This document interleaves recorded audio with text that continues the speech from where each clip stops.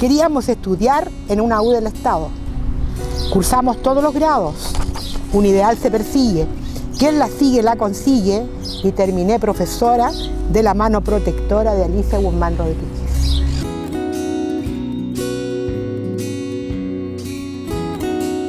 Mi mamá era modista, pero no trabajaba.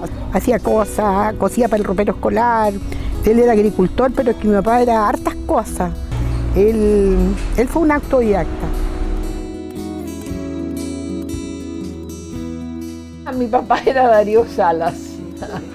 Yo me crié en un ambiente intelectual, digamos, y sobre todo educacional, porque mi padre era decano y fue académico de la Facultad de Filosofía y Educación de la Universidad de Chile.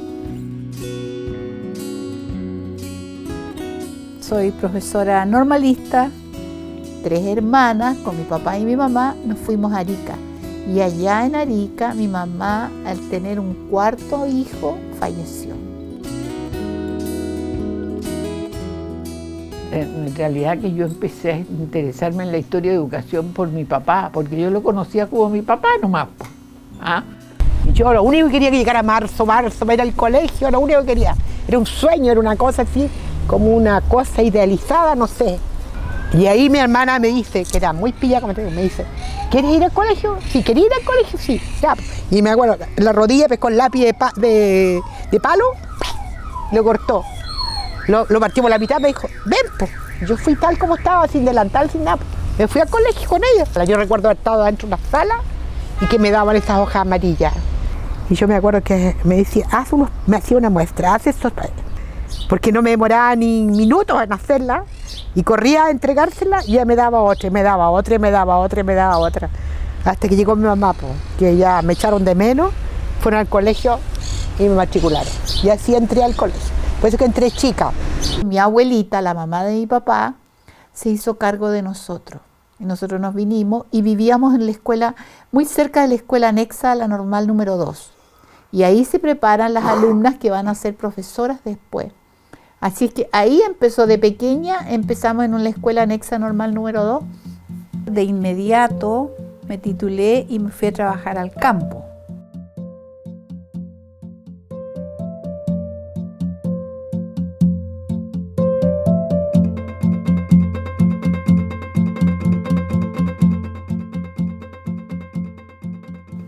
Estuve viviendo una vida hermosa, hermosa, se vive en el campo, muy distinto a la ciudad.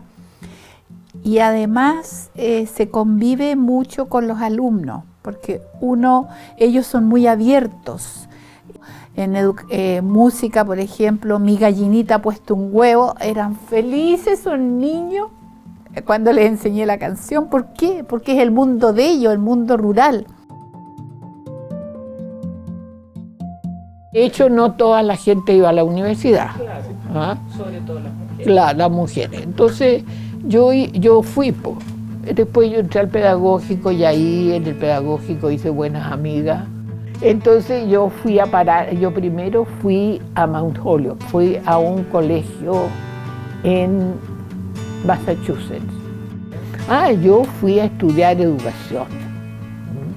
Entonces estudié ahí yo me especialicé hice más cursos de orientación, pero uno hace un magíster y después hice un profesional diploma también. De ahí mi papá se opuso que mi hermana fuera profesora básica y quiso que fuera contadora. Y cuando llegó mi momento, me acuerdo como si fuera hoy día, mandó a mi hermana a buscar vacante en el comercial, donde ella había estudiado, que era comercial 3. La mandó a buscar vacante y felizmente no había. Entonces ahí me llevaron al Gato y la Vitral. mixto, coeducacional, experimental, maravillosa, con gobierno estudiantil. Y eso significó que yo seguía con el sueño de ser profesora, podía seguir con ese sueño.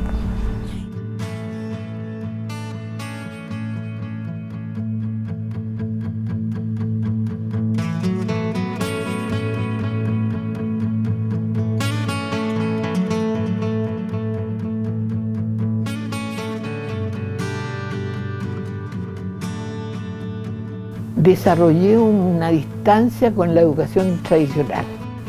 Llegué a los liceos experimentales. Yo nunca trabajé sino en programas de vanguardia, como digo. Porque primero entré a los liceos estos que eran, primero fui ayudante de orientación, en el Liceo 6, que era un tradicional transformado en el primer año.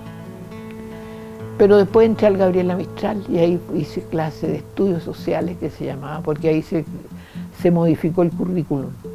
Después de ahí pasé a la Universidad de Santiago, a la Universidad Técnica del Estado, al Pedagógico Técnico, a estudiar Pedagogía en Castellano. Otra etapa de mi vida muy feliz, porque la vida universitaria muy feliz, revolucionaria. Y ahí estaba yo en núcleo socialista, teníamos un núcleo socialista con mucha gente. Se juntaba por partido ahí en la universidad. En cambio, nosotros fuimos preparadas desde pequeña, desde niña, como te decía, en las unidades de trabajo, en el grupo, y siempre trabajar, aparte de tu investigación que tú tienes que hacer sola, tienes que compartirlo con los otros, entonces eso te da fuerza.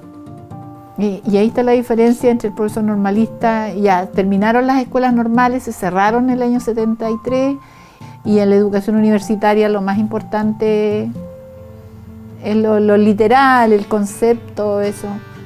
Yo me especialicé siempre en ciencias naturales, así que gozaba con la naturaleza donde estaba. Otra vez los microbios, estábamos pasando, traigan una jalea, pero ¿por qué, señorita, van a comer jalea? Traigan una jalea y preparamos allá una gelatina. Ya, y a los días después estaba increíble cómo los gérmenes se habían, en la gelatina, se habían multiplicado, cómo aparecían. Y si tú le explicas eso, léalo en la página 14 del libro, no es lo mismo. En cambio, ahí ellos prepararon la jalea, ellos hicieron eso. Pero es que así los niños son, como te dijera yo, como que viven los conceptos. Yo me eduqué con bancos atornillados al piso, ¿ah? Y la profesora arriba de la tarima. Entonces, ¿yo a qué me refiero eso cuando tiene estas instancias? Que yo soy el dueño de la verdad, pues, y uno no es nada dueño de la verdad. Y el profesor tradicional, tal vez por inseguridad en parte, porque esto no es cuestión de edad, porque a veces la juventud es muy insegura al hacer clase. Trabajé casi 40 años en realidad en el Instituto Femenino Superior de Comercio. Toda mi vida laboral la hice ahí. Trabajé con mujeres, solo con mujeres. Yo creo que de ahí mi interés por los derechos de la mujer, por la equidad de género, por luchar por la equidad de género. Y tenemos alumnas en todas las reparticiones públicas que tú te imagines, donde vaya yo y donde yo vaya me encuentro con una alumna y siempre las niñas como agradecidas de la preparación que recibieron. Yo creo que le entregamos una buena preparación. Estas chiquillas no tienen rostros, no tienen apellidos, no tienen plata, no tienen ninguna cosa, no tienen un buen corte de pelo, no tienen nada. Lo único que pueden tener es conocimiento.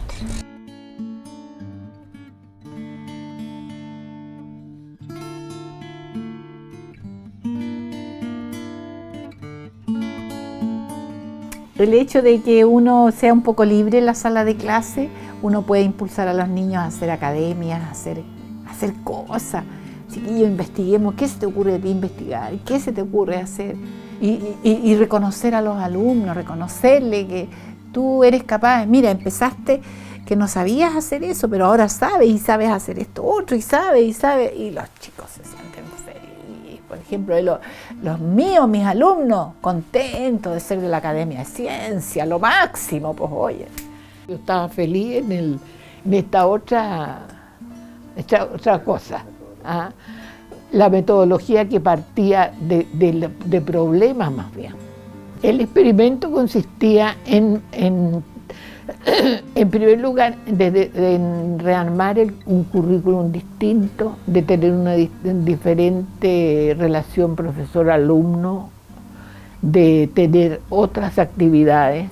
Los colegios tenían, por ejemplo, teníamos proyectos que todo el colegio trabajaba en una sola cosa, gobierno estudiantil, en que había intervención de los profesores, consejo de curso, todo eso viene de ahí, de los liceos experimentales. Yo era la jefa del laboratorio, de enlace.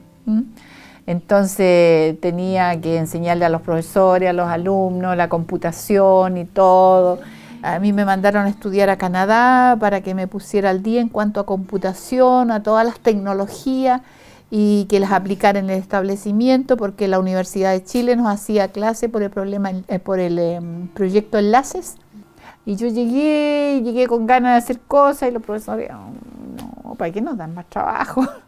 No, pero es que teníamos que hacer cosas, y después tú no te das cuenta que los alumnos te empujan a aprender más, porque ahora la tecnología está en todas partes.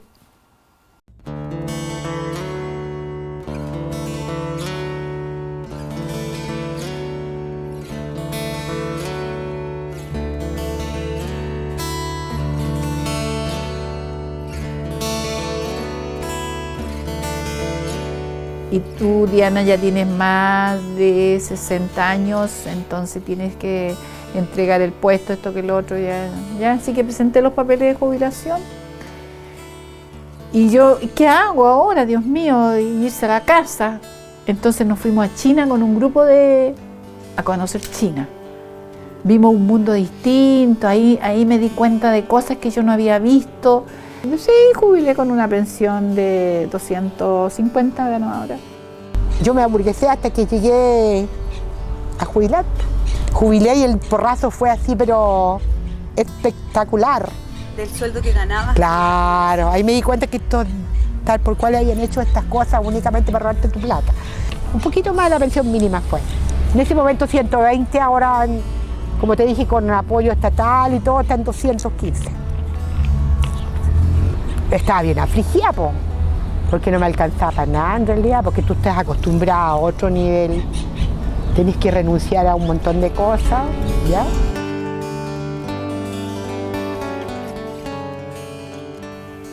Yo mantengo una gran relación con la Chile, de todas maneras. Yo soy del directorio de la Corporación de Graduados actualmente, pero no he vuelto a hacer clase. Encuentro que uno tiene que tratar de ser activa lo más posible, ¿ah? Y porque si no la vida es una lata, pues. ¿Ah? Así que yo, claro que veo televisión y qué sé yo, pero me metí en el internet.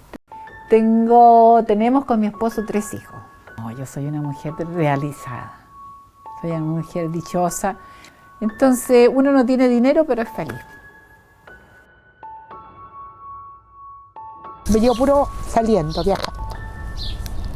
Este año en abril fue a La Serena, las termas de Quinamávida. En agosto estaba en Arica. Ahora, obtuve unos dineros también, tengo que decirlo. Mi marido vendimos la casa y yo me he gastado la plata en propias. Cuando uno hace las cosas con cariño, no por el sueldo, no pensemos nosotros en que voy a ganar tanto, en que mi horario de trabajo es hasta las 18 horas y no, uno no trabaja, uno trabaja por el objetivo de que aprenda el otro.